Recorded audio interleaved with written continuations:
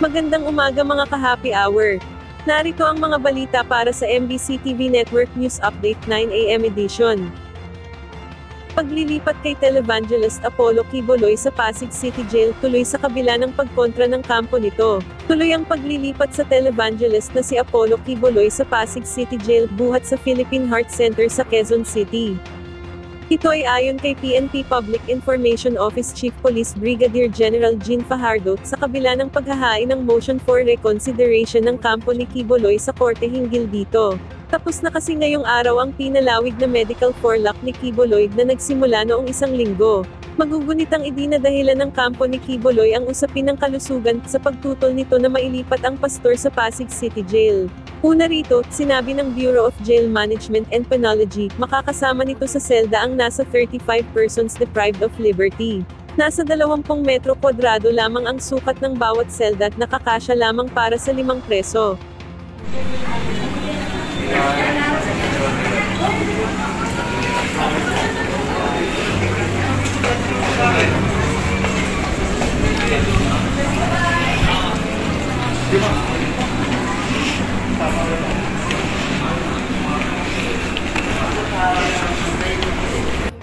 Samantala, ilang gamot para sa cancer, diabetes at mental health VAT exempted na. Exempted na mula sa buwis ang ilang gamot para sa cancer, diabetes at mental health.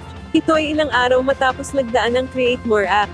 Una nang inendorso ng Food and Drugs Administration ang VAT exemption sa 10 karagdagang medisina na magbebenepisyo sa milyon-milyong Pilipino na dumaranas ng mga health condition.